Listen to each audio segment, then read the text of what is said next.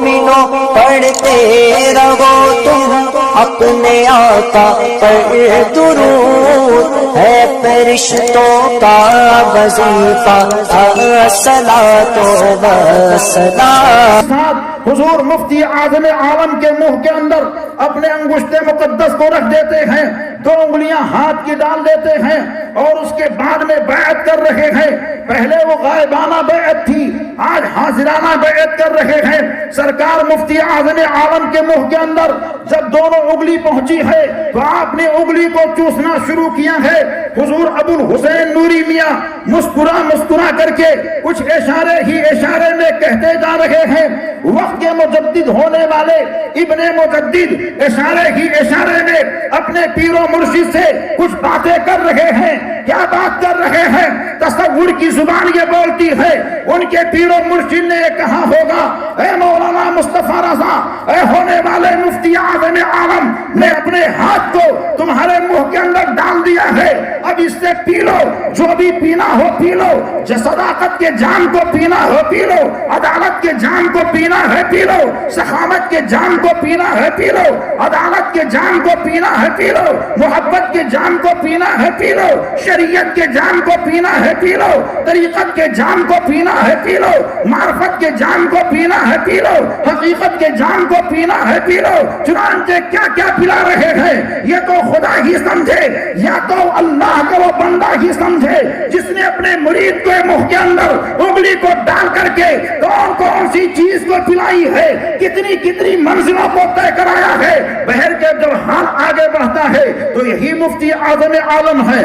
آپ کے تعلیم و تعلم کا ایک سلسلہ شروع ہو جاتا ہے۔ تعلیم کے لیے نگرانی کون کر رہے ہیں؟ تعلیم کی نگرانی کرنے کے لیے امام احمد رضا وقت کے مجدد اعظم کر رہے ہیں۔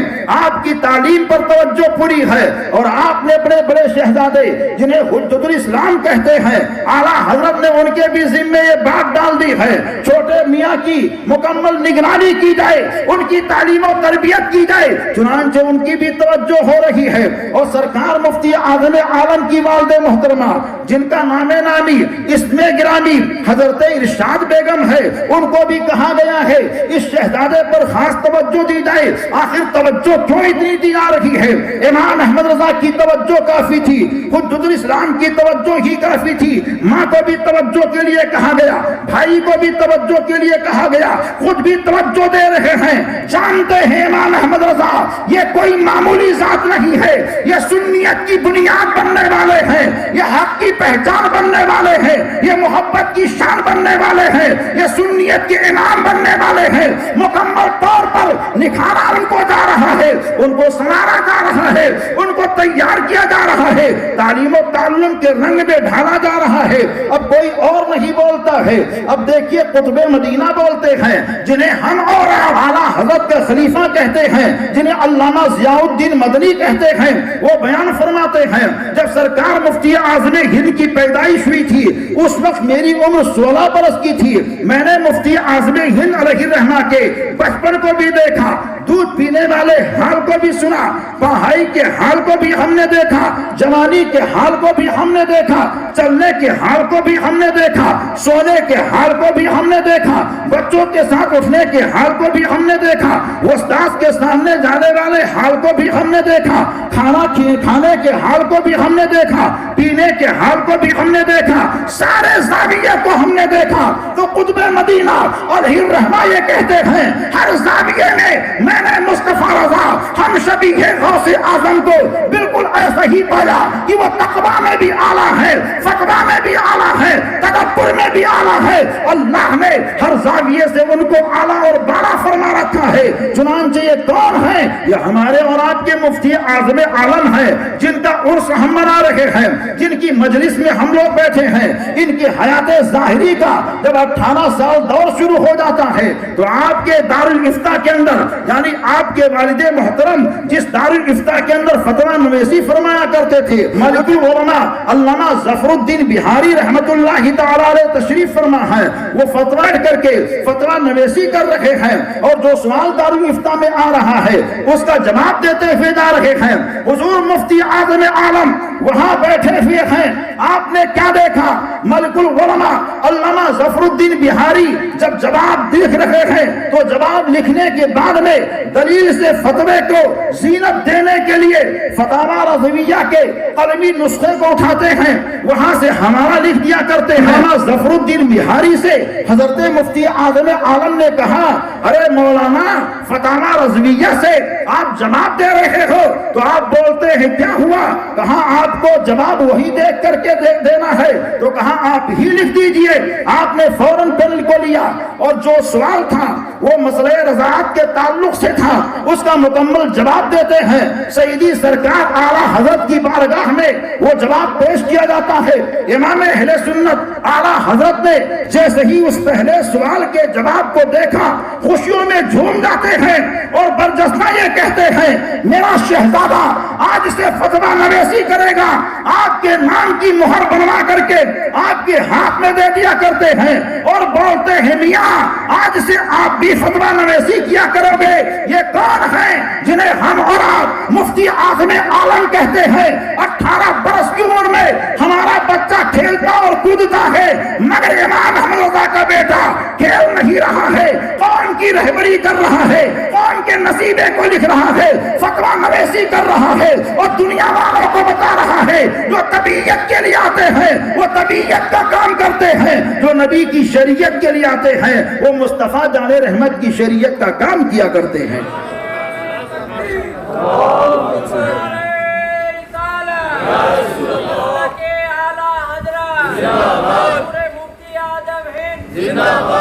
حضرات حضور سیدی سرکار مفتی اعظم ہند، یہ آپ کے جوانی کا ماحول ہے. آپ کی شادی کیسے ہوئی؟ آپ نے درسگاہ میں تعلیم کس طرح دیا؟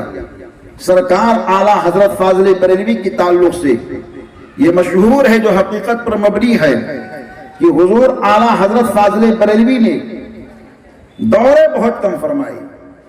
آپ تحریری کام کرتے تھے، آپ کی حیات ظاہری لمبی نہیں تھی. اعلیٰ حضرت فاضل بریلوی کی عمر زیادہ لمبی نہیں تھی، مگر تحریریں بہت آپ نے لکھی، کتابیں بہت لکھی، تصنیف کا کام بہت کیا. لیکن اسی زاویے میں آپ کے بڑے شہزادے کو دیکھا جائے تو انہوں نے دورے بھی فرمائے ہیں اور گھر میں قیام بھی فرمایا ہے. لیکن چھوٹے شہزادے جن کے لیے اعلیٰ حضرت فاضل بریلوی کی خاص توجہ تھی، انہوں نے دورے پہ دورے کیے.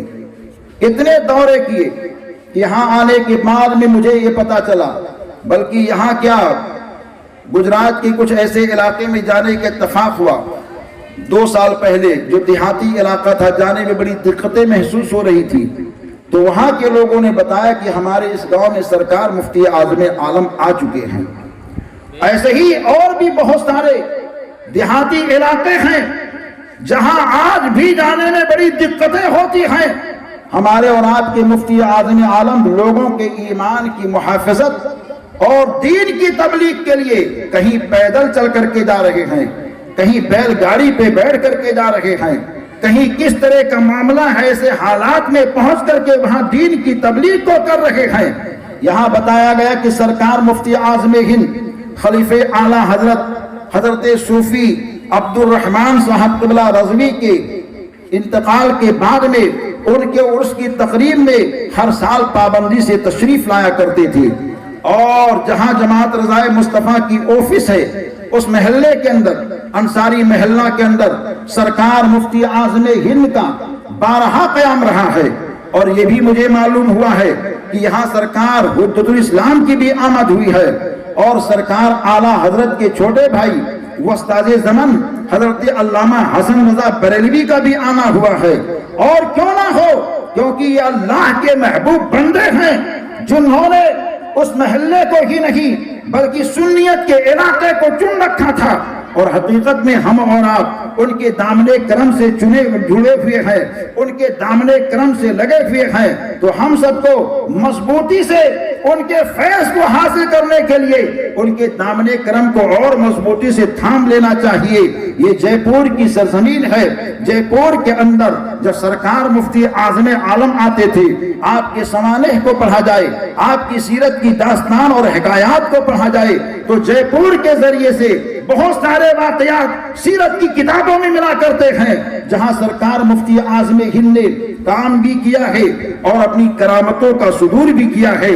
بہت ساری کرامتیں جے پور کے تعلق سے کتابوں میں ملا کرتی ہیں کہ سرکار مفتی اعظم ہند نے کس کس انداز سے اللہ کے مخلوق کی خدمت کی ہے۔ اور یہی کا واقعہ ہے کہ ایک ہی وقت میں سرکار مفتی اعظم ہند نے 2 شخصوں کے گھر کھانا کھایا ہے، اور یہ 2 شخصوں کے گھر ایک ہی وقت میں کھانا کھانے کا معاملہ ان کو اپنے طور پر نہیں بلکہ سرکار غوث اعظم کی عطاؤں سے حاصل ہوا تھا۔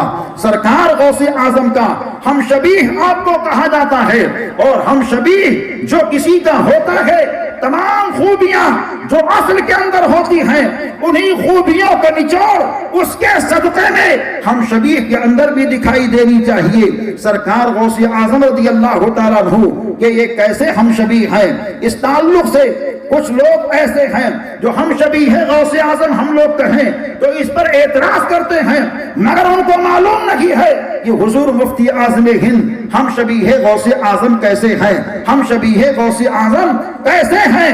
اس تعلق سے بریلی شریف کا ایک واقعہ ہے، وہ جناب جی ہیں اور وہ بیان فرماتے ہیں کہ ہمارا خیال یہ تھا کہ میں سلسلے قادریہ میں بیعت ہوں، اور سلسلے قادریہ میں مرید ہونے کے ساتھ ساتھ ان کی خواہش و تمنا یہ تھی کہ میں ایسے شخص سے مرید ہو جاؤں جس سے ہمارا دل مطمئن ہو جائے، اور یہ میں جان جاؤں ہاں واقعی یہ غوث اعظم کا مظہر یا غوث اعظم کا نائب ہے۔ بیان کرتے ہیں میں اس تلاش و جستجو میں تھا، بہت سارے پیروں کو دیکھا، بہت سارے لوگوں کو دیکھا، بہت سارے ٹوپی اور جبے والوں کو دیکھا، بہت سارے امامہ والوں کو دیکھا، لیکن کسی پر طبیعت نہیں جمی۔